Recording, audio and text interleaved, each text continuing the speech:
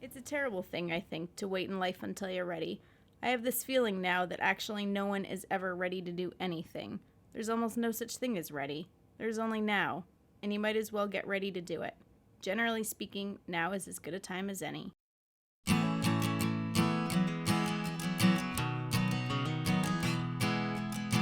About 5 years ago, I was working at a flower shop as a designer, and just really had kind of lost the reasons that I was loving flowers. And my father passed away. When he passed away, I ended up quitting my job and was just trying to really hone in on what it was that I loved to do again. I had no idea what it was going to look like, so I thought I'll go back to the very basics of what I know, and I'll plant a really big, beautiful garden, and I'll sell cut flowers at the farmer's market. Didn't know that it was going to turn into a flower farm. I didn't really know that that was a thing. I just knew that I wanted to grow flowers and work with flowers that I loved again and share them with people.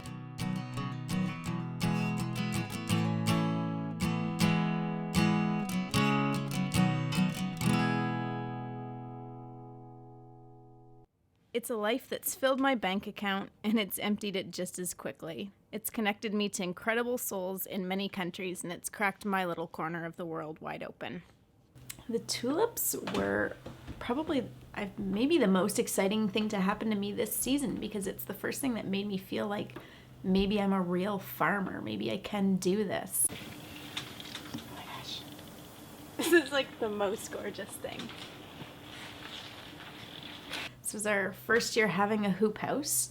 We put it up last June, too late in June, and tried to plant dahlias in it, and it was too hot and it was too dry and it didn't work. So it was try number 2 last fall, planting it all with the bulbs. First time though ever growing tulips in a hoop house.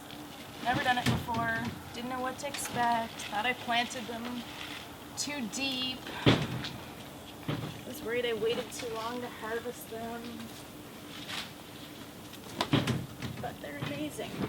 We planted probably about 8,000 tulips in there, and just being able to harvest those felt like such a victory.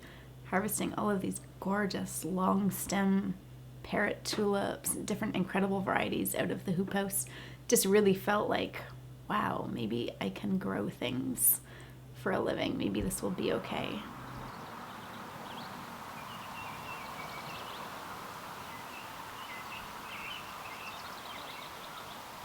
It's been a really wet, intense spring. We were late in planting by almost 6 weeks this spring. Normally we're used to getting everything in around the 25th of May. This year it was almost the middle of July before we got so many of our things planted. We had one field. We're fortunate in a way that we plant in 3 different plots of land on our farm. So we had one field at our property right here where we live, which we were able to practice no-till, so we didn't have to get a tractor in, we didn't need a rototiller, and I was able to plant immediately.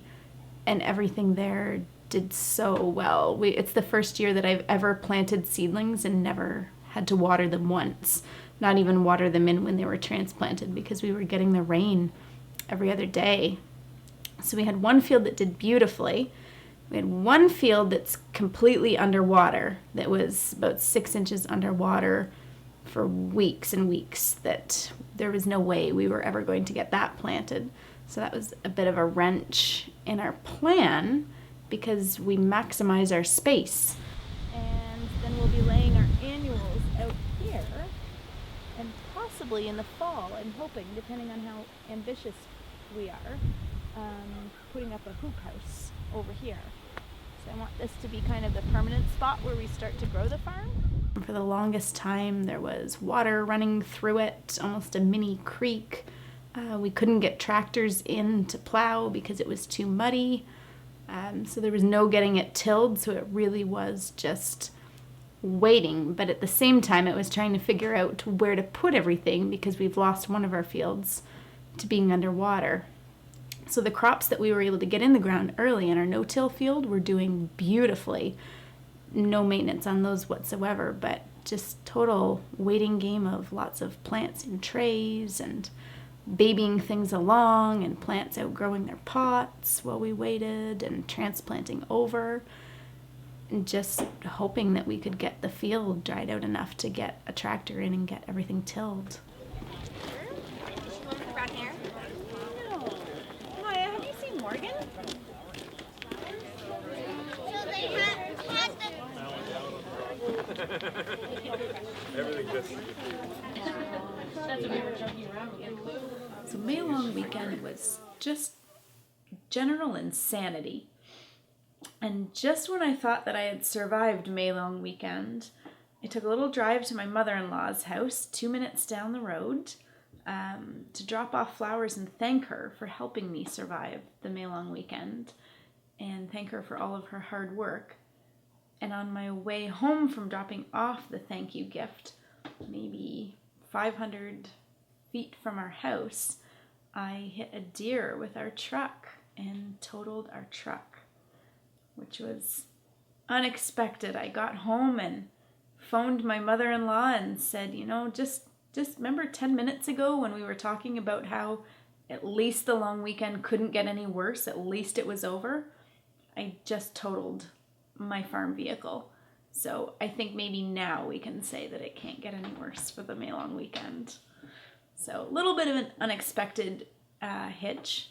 It's pretty hard to lose a farm truck right in the height of growing season.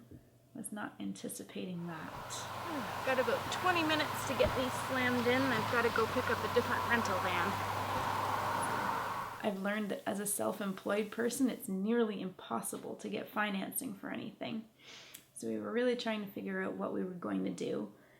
And at the last minute, just as our insurance coverage for our rental van was about to run out, we managed to get approved for some financing for a van. So we decided to buy a new van. So our unfortunate incident ended up with a 2017 cargo van for our business, which was a really incredible gift out of a really terrible, rough May.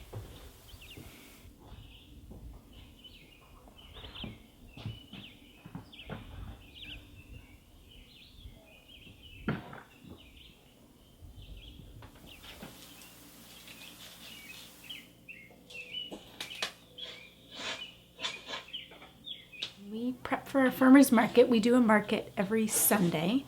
So prep for that starts Saturday afternoon. Saturday morning even, we need to be conscious of harvesting. Our farm is open to the public on Saturdays. So Saturdays are often our crazy days because we're delivering our weddings and our special events. On Saturday mornings, we're preparing our farm stand to be open to the public Saturday mornings. And then we're also thinking in the back of our heads about our farmer's market on Sunday.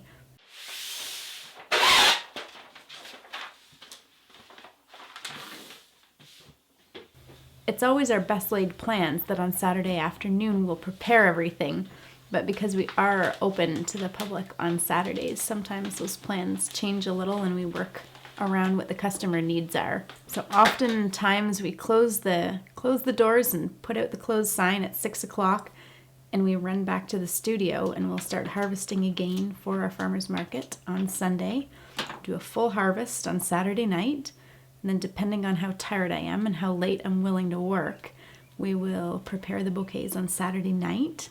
Oftentimes I'll get up quite early, maybe 5 o'clock in the morning on a Sunday, and be out in the design studio before 6 a.m. And then Sunday morning is often the times where we'll make all of the bouquets after I've slept on it and I'm fresh and ready to go again.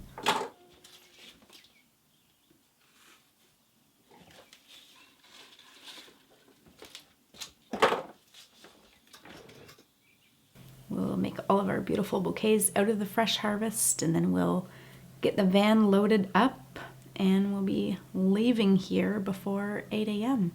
and take all of our flowers to the farmer's market.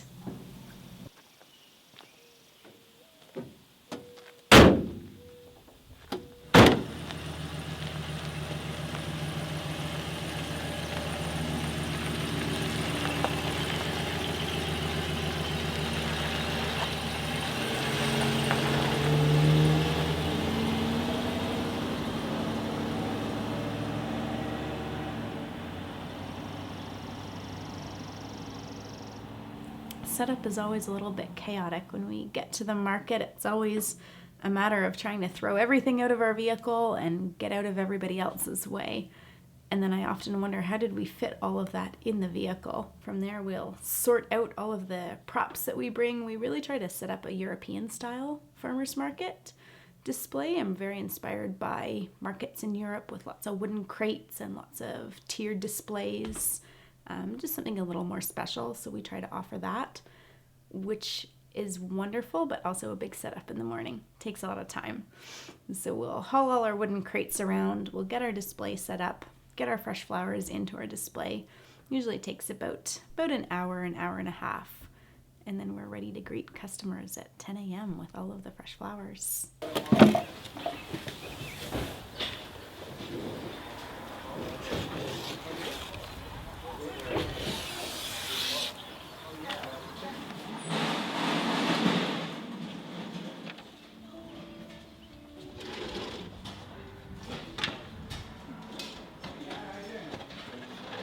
Customers are often coming by 20 to 10. Our market opens at 10 and they're often by 20 to 10, quarter to 10. They start to look around and they're ready.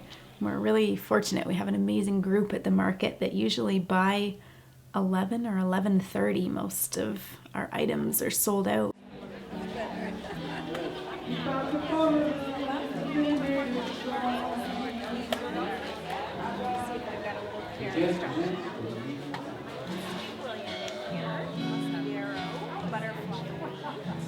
Some people never say awesome.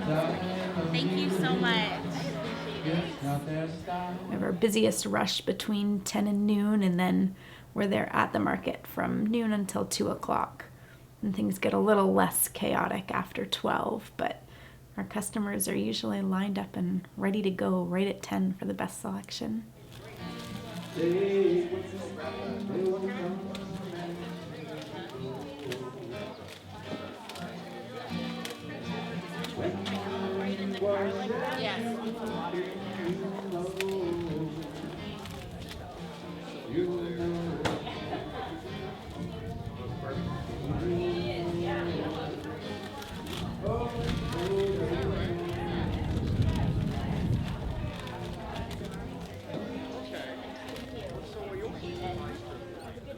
We're so fortunate that a lot of our customers do follow along on our Instagram and follow along on our Facebook, so they have a really good idea of exactly what we're harvesting out in the field the day before, and it's really fun that they're able to see what we're posting and then come to the market the next day and say, hey, did you bring that with you?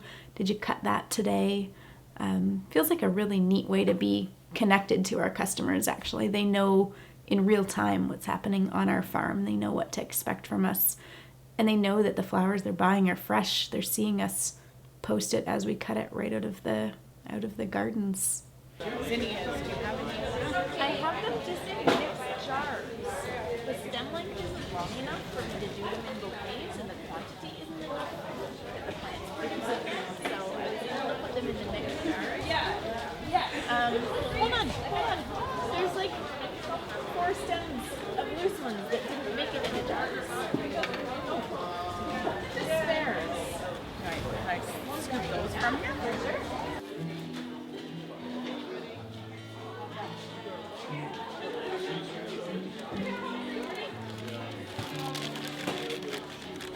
Maybe Trying to think of like what's the best way to spread them through and pick the most out of them, because it's only those first few threads. maybe I Will you have more closer to fall? Oh yeah, the plants have already started to bloom. We've got loads. When I was young, my dad and I planted a little cutting garden together every year, just for me. My own blooms, separate from the market garden that he tended to. Dad always wanted me to have something that would bring me joy. We would choose the flowers together, Dad being sure to guide me towards the bigger seeds that would be easier for my tiny hands to plant. Sunflowers, of course. Zinnias always. Cosmos, marigolds. We would sow them together, carefully placing the seeds in the little plastic green cedar. Every spring, Dad would also buy flats of rocket snapdragons for my garden. We'd plant them together and he'd show me how to pinch out the centers so that they would become strong. Lots of little lessons right there in branching out, gaining strength when you lose your center. It would take me years to realize those. He made sure that I smelled the flowers, and to this day, every time I pick up a bouquet of snapdragons and bring them to my nose, I'm 8 years old again. Dirt on the bottom of my feet, hair sticking to my face, taking in that sweet little moment just for what it was. Here's the funny thing about childhood. Mine wasn't easy, for a variety of reasons that life threw at us. But when I think back, it's never those hard times I remember. It's all those little moments together, my dad and I on our hands and knees in the garden, the sweet smell of the snapdragons in the heat of the day, the way the sweat rolled off my dad's nose as the sun blistered down. I know rocket snapdragons aren't favored amongst cut flower growers, but every year I plant a few rows anyway. And every July, as the sweat drips off my nose in the heat of the day, I'm 8 years old again, and all I can think about is how the most simple things in life can bring us the greatest joys.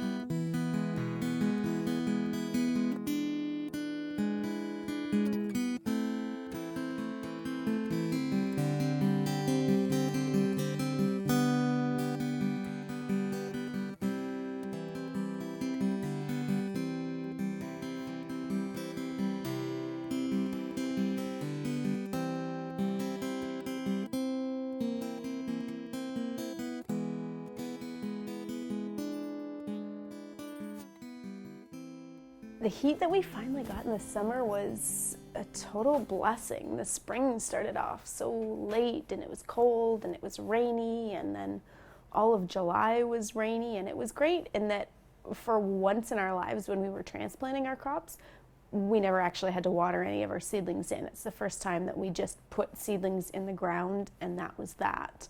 So we didn't have to touch them afterwards, but then at the same point we just didn't have any heat all of July. So we were having this beautiful rain and crops were growing, but the flowers were not coming on because there was no heat.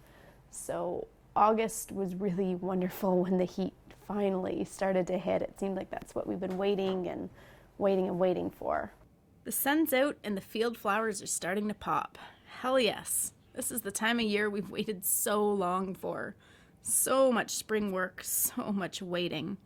This year's been extra hard with the unprecedented amount of rain we've had. And yet it feels like overnight summer has arrived. The zinnias are all throwing out their first blooms. The cosmos and the dill are starting to dance in the field. The sweet William is bursting out of the beds. It's finally happening. This year, we had an incredible growing season. We had all the rain, August hit, and we had the sun, and our crops came on either like crazy or just like they're actually supposed to grow. And it's hard to tell. We're only in year 3. So I don't know if that's how nature is supposed to work or what. But everything came on beautifully. And it's great, but also when it happens, it happens. There isn't any slowing it down.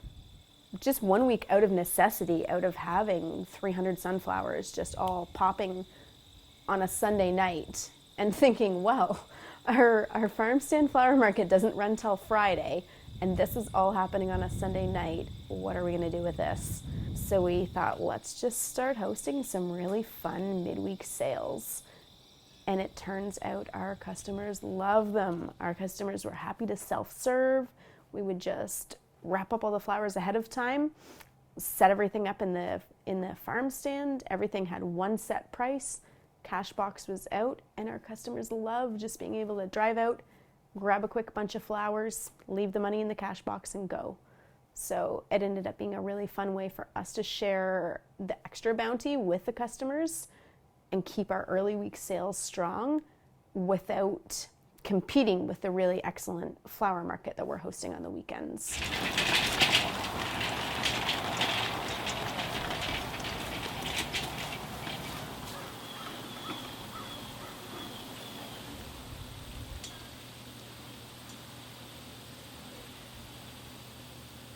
This year was our first year foraying into offering workshops. It was something that we asked our customers if they would be interested in the winter.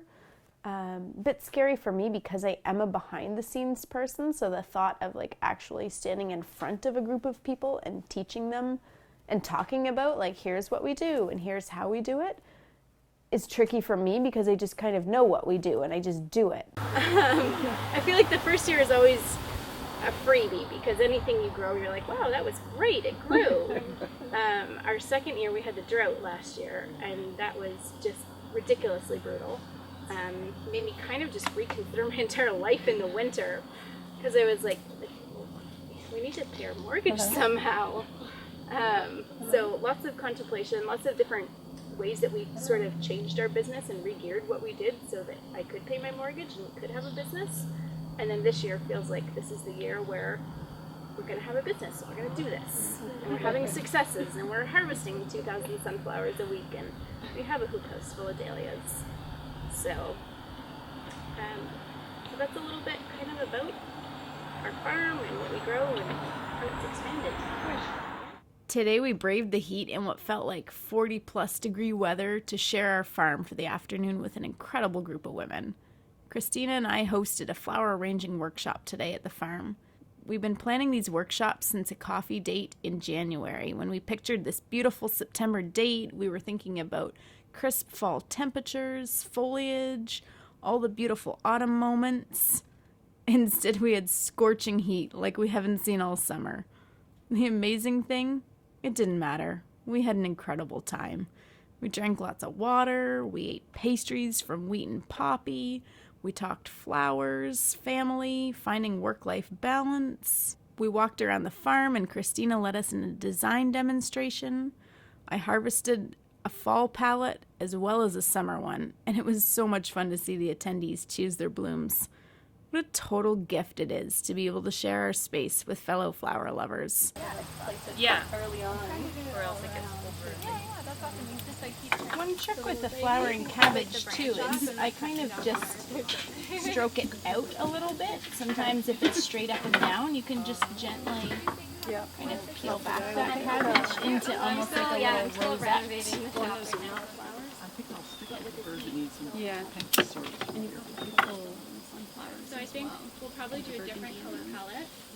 If you don't mind that. You're gonna pick the fall palette. Do you want me to reach it for you? Sure. This one? Or the bigger, the bigger one? This one? Sure. The big showy ones, so peonies, garden roses, I think our sunflowers and dahlias are focal. And then filler flowers would be like your mass flowers, like the hydrangea, anything that has multiple blooms on one stem. And then last, kind of your daintiest pieces, your gesturing flowers, would be kind of like, I'm going to use these guys today, the buds, because they're really cute, and they kind of float on top of your arrangement. They could also be cosmos, scabiosa, those pretty ones. And smile. And big smile. One more. 1, 2, 3. Perfect. Awesome. Photography for me has really been a fake it till you make it way to build my business. When I first started growing flowers in our first year, really had no idea what I was doing. I just knew that I'd planted lots of beautiful flowers and that if I was going to look like I knew what I was doing, then I'd better hire a professional. So I reached out to Ashley, who was just starting her business at the time, actually. I was the first customer to reach out to her on a professional level for photography.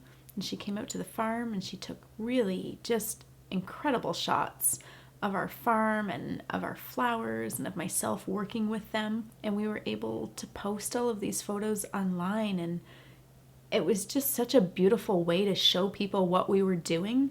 So Ashley and I work together in the spring. We have her come out in the summer to capture the farm when it's in full bloom. She comes out in the fall and she'll capture the beautiful harvest and all of our Thanksgiving work. And then we work together again in the winter and we shoot all of our Christmas products, all of our fresh wreaths and evergreens. And items like that with really just a clear mind of what we'll be showing our customers and introducing to them in the next season. So now when we're approaching our busy season, when I'm coming into the summer and the fall, I don't need to worry about what I'll be showing my customers for winter images when November rolls around.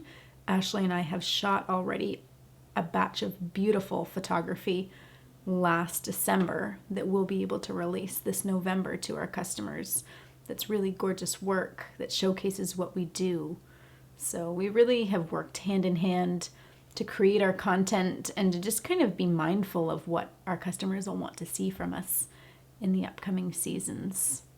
As the days grow shorter, I find myself harvesting in the dark again, knowing the crops by feel alone, not bothering with my headlamp, just enjoying the dark for what it is. Can't help but think about how I've put all my eggs in one basket. That's always something I swore I wouldn't do, and it feels both brave and incredibly reckless all at once. There's no going back now. This is it. I eat dark chocolate Mars bars alone in my office late at night, and I remind myself that this is what my dad would have wanted for me. Sometimes the moments where we're scared are the moments where we're the most alive. And I've never been more alive. And for those that have loved us and left us, that's what they would want, right? For us to be nothing more than incredibly alive. For us to live these days like there are no promises for tomorrow. I was holding my dad's hand the night that he died, and I knew, even in the fog that was those moments, that it would be my work from here on out to make him proud, to build something he would have loved, because that's what he did for me. He built me with all of the love that he had, and in these hard moments, in these lonely moments, and in these moments of great joy, I knew that I needed to start building. We are so lucky that we get to work for ourselves and that we get to work from home, and I'm reminded of it every time I get up and am able to just walk out my front door and there I am at work. I don't have to drive to work, I don't have to get dressed and ready, and I just walk out and I'm there, and it's so amazing. And it's also incredibly difficult because you never leave work. You go from working for someone else where you're at work maybe 8, 10, 12 hours a day to being at work 24 hours a day, which is an entirely different thing. There's a feeling that there is no relaxing, because even if at 10 o'clock at night all of the outdoor work is finished and you're inside, then you know that you really should be in your office, like finishing off your invoicing or your record keeping or creating the content that you're going to be needing for the next week. Like, there is always something to do. So there's never really that I'm just going to have a break now kind of feeling. Like, there's really that feeling, and maybe this comes with time and with setting boundaries and all of those great things that we're still figuring out. But there's always that feeling after dinner of, okay, well, I'm going to go back up to the office now and go back to work. If I worked for someone else, I would have called in sick today for sure. But it's just not an option when you work for yourself to just call in sick. So we really just had to work through all of it, because we have thousands and thousands of bulbs, which means thousands and thousands of dollars sitting around this house waiting to be planted on this farm. Last year was such a different year for planting. We're just learning more and more every year. So last year, when we were getting ready to do our fall planting, we planted 7,000 tulips in our greenhouse, and we thought that was a crazy amount of tulips. 7,000 seems like a ton. And it's hard to gauge these things, because when we're planting our spring crops, we have to place our orders for the spring in June of the previous year. Then we have to plant all of these flowers in October, and then we have to wait to harvest them until April. And there's so many different things that can change in between that 8-month time window. So when we ordered these 7,000 tulips last year, we thought, that's a ton of tulips. I then spent the entire winter and spring working really hard on growing our business, and we grew our business leaps and bounds, and all of a sudden we were selling 1,500 stems of tulips a week from March right through till May, And then all of a sudden 7,000 tulips is nothing. It's not nearly enough. And as soon as they're all coming on in the greenhouse, they're sold just immediately. And we were able to partner with another local farm. My friend Sass has Floralora flowers in Prince Edward County. And we were able to partner with Sass and buy gorgeous wholesale tulips off of Sass. So we were able to meet our demand and spread lots of locally grown flowers around. But it was just a real way of figuring out the numbers for us. So given that scenario where we underproduced for what we could sell, then I had to make the decision this May and June as to where we would take spring 2018, which is 8 months away. So we had to sort of base our numbers on what we did this year, but then also take into consideration how I plan to grow our business this winter and what that might look like as far as next spring, and plan accordingly. So our 7,000 tulips last year turned into 21,000 tulips in the hoop house this year, and 15,000 tulips in the ground outside. We've got about 10,000 daffodils in. We've got about 1,000 allium in, and we're still planting.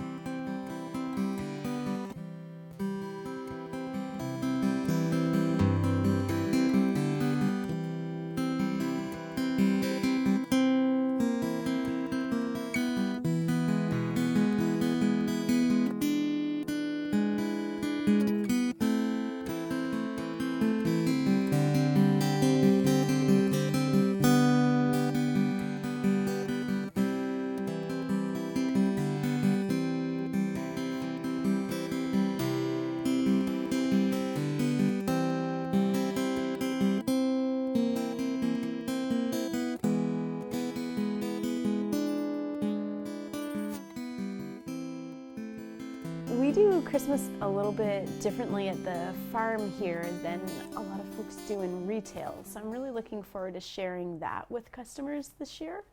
I'm finding that there's just such a retail push to have Christmas happening by the end of October these days. So we're trying to share with customers that we do a slow Christmas, which is just a little bit more intentional, a little bit more old-fashioned European style. So what I'm really hoping to share with our customers for our Christmas open house is like a European style Christmas market.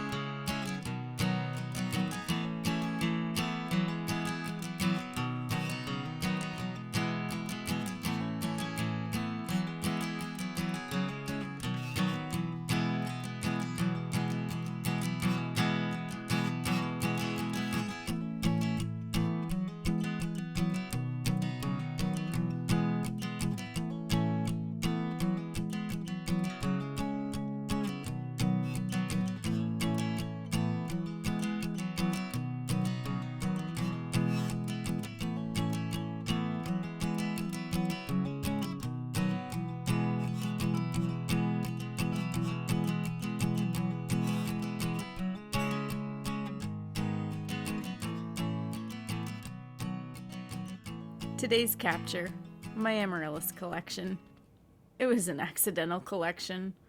We offered amaryllis bulbs for sale at the farm stand as well as online this Christmas. And I chose all of the lovely, fancy varieties, the ones that you would never see in grocery stores. I was really excited about them. Amaryllis have a soft spot in my heart. Every year I used to give my grandmother one for Christmas, and every January we would watch it grow together, we'd measure it daily, we would photograph its development. Such sweet and simple moments in time. So maybe I went a little overboard on the amaryllis bulbs this year. Maybe I was feeling a little too sentimental when I placed this order. Maybe I just got caught up in the catalog. We certainly sold some, but I had hundreds left over, and it cost me thousands in bulbs and labor. It was definitely a mistake I couldn't really afford. This whole year has just been figuring out how to do everything that we don't know how to do.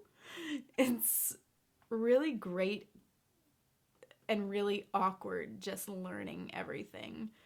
It started out really simple. We were going to grow flowers and we were going to share them with the community in Quinte West. And what nobody tells you in all of that is, in order to actually make a living doing that, in order to pay your hydro and pay your mortgage, you really have to have a business. It's not just as simple as let's plant some flowers and then people will buy them.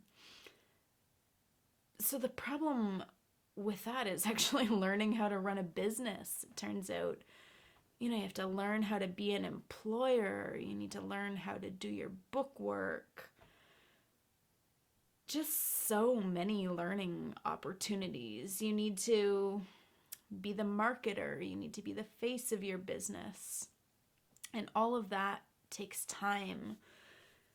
And all of that is time that you're not spending doing that original thing that you thought you would do, which would be plant flowers and cut flowers. And it's so easy to see it online and you think, oh man, it's just this life surrounded by flowers all the time.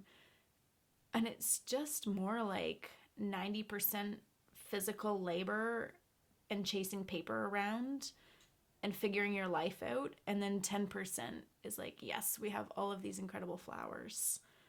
So it's been a big learning experience, just learning how to flesh out an actual business from this really simple seed to vase idea.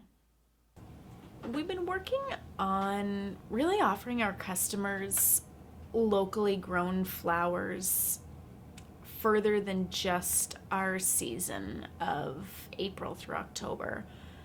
I think it's really important for customers to be able to have easy access to something that's really gorgeous, but also really local. So what we were doing for Valentine's this day is offering Ontario grown flowers to our customers from other growers.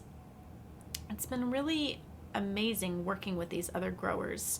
We go up to the Ontario Flower Growers auction up in Mississauga. We're able to order directly through other growers in Niagara and pick up our product right there in Mississauga from them. We're able to purchase other really great, gorgeous product there. So for Valentine's Day, we offered customers an alternative to the imported roses. So what is in season in February, it turns out, is not roses at all locally. Those are all imported from Ecuador. But we have really gorgeous greenhouse tulips available and really gorgeous ranunculus.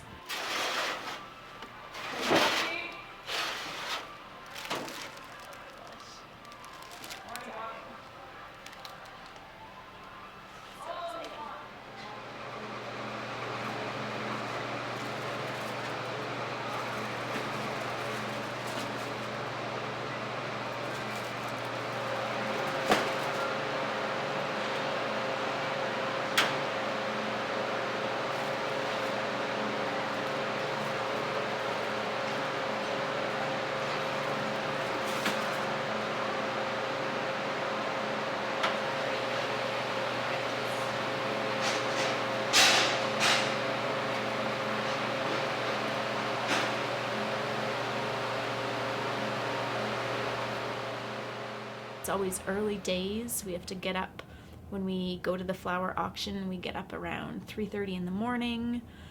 We make the 2-hour drive up to Mississauga. We need to be at the auction for 6 a.m. when it starts. It usually takes about 2 hours or so at the auction. We pick up all of our really gorgeous local blooms. Then we get home at about 10 a.m. and get all of our flowers processed, and we start making bouquets and designing. So auction days are always the long days for us, but it's really rewarding to be able to bring customers locally grown options. So nice to have something for Valentine's Day that's grown just 2 or 3 hours away from home, as opposed to grown in another country. Once we get all of the flowers back to the farm, then it's really important for us to process them and get them ready for our customers. So we'll take everything and get it out of its packaging. We'll take it out of the buckets it's in. Everything gets a fresh cut. Everything gets put into fresh water.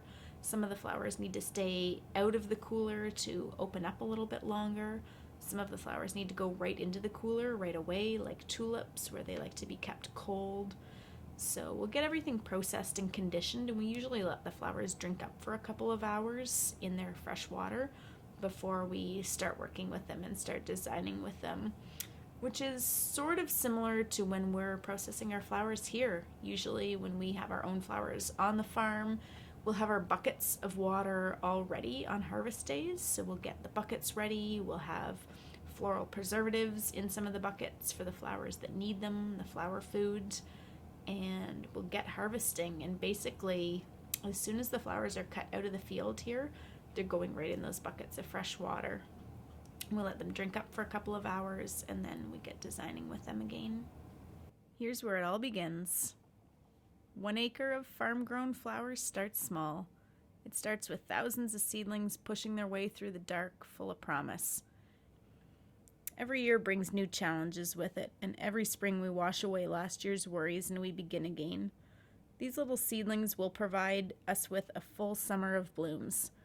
They'll grace tables in our communities, they'll walk brides down the aisle, they'll keep a roof over our head for another year. They'll cause us sleepless nights, and they'll bring us great joy. They will take over our downstairs bathroom, they'll spill into our front hall, they'll encroach upon all of our living spaces, and they'll make us wish desperately that we had a heated greenhouse. They'll teach us patience. They will grow, but slowly, and we will too.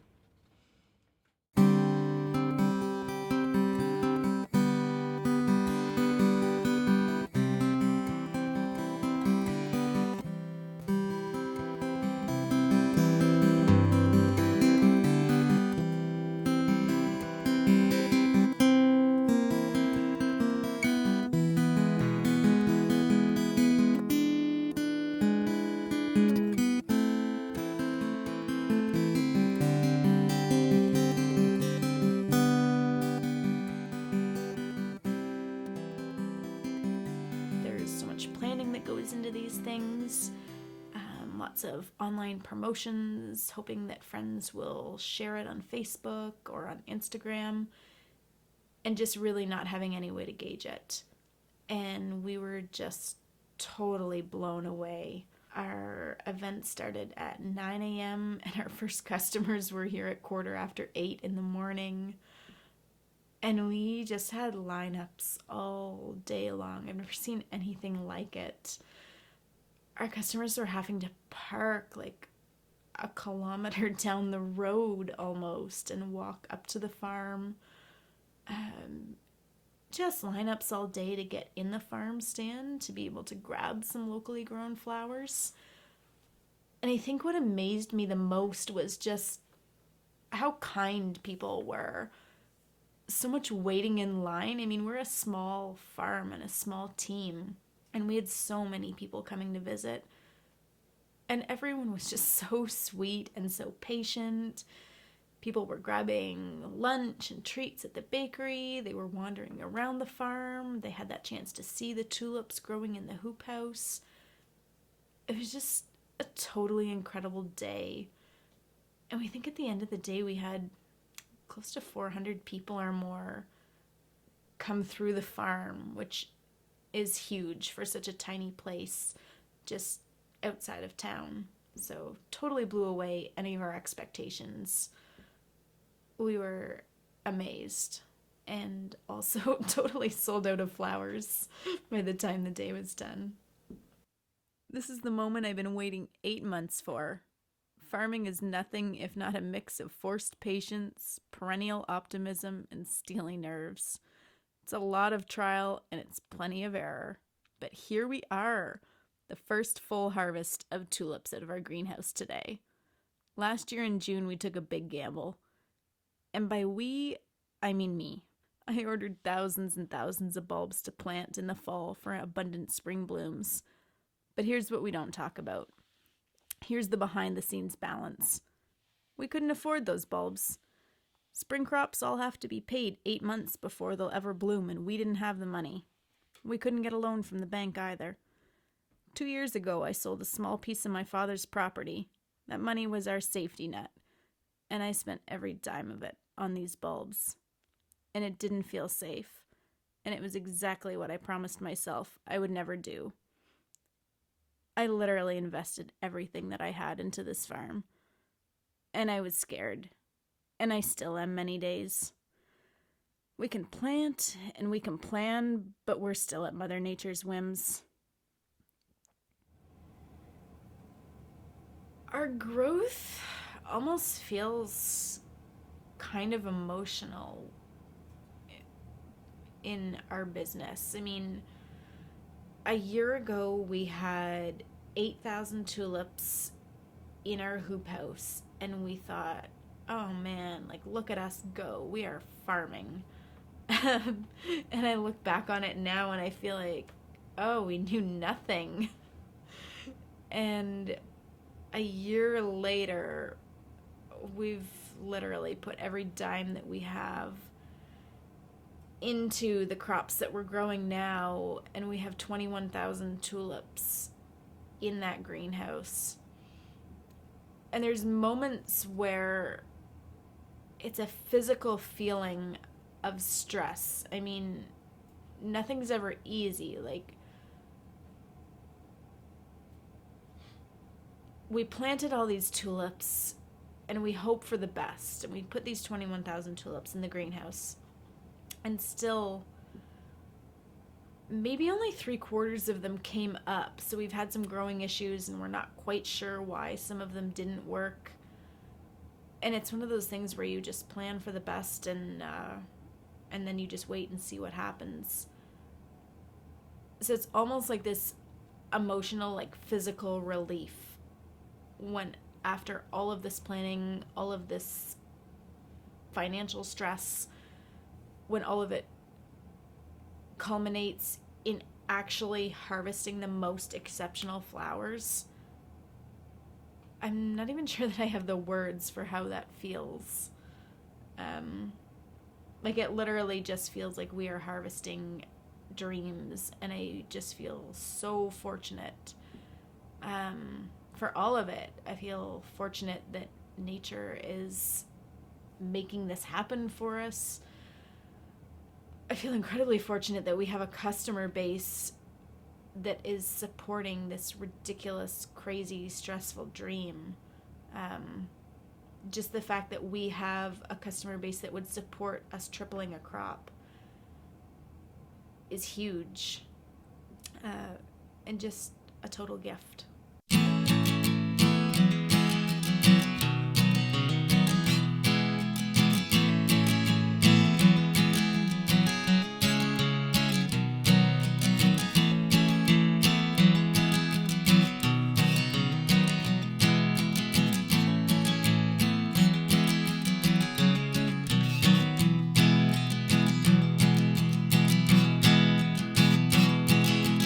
Nothing goes away, you just learn to get past it.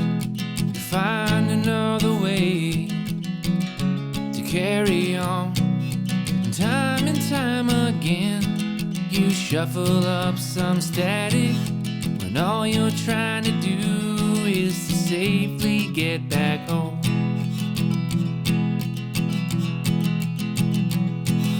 The clouds over your head, they hold the silver lining.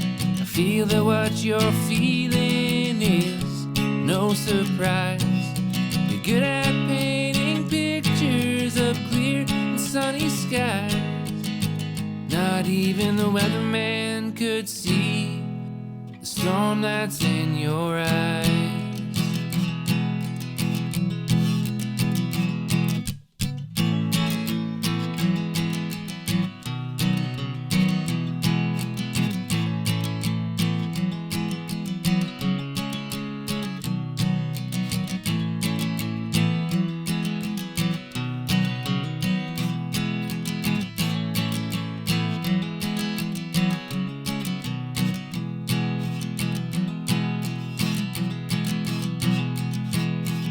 secrets lock the door. You batten down the hatches, you hide under the covers and shut your eyes. You breathe in like the wind, your thoughts get tossed and scattered. Your heart keeps sinking and you keep thinking of the twister in your mind.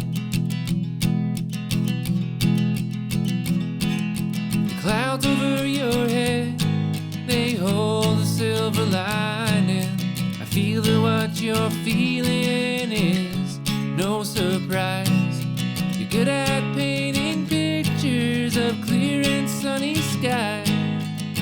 Not even the weatherman could see the storm that's in your eyes.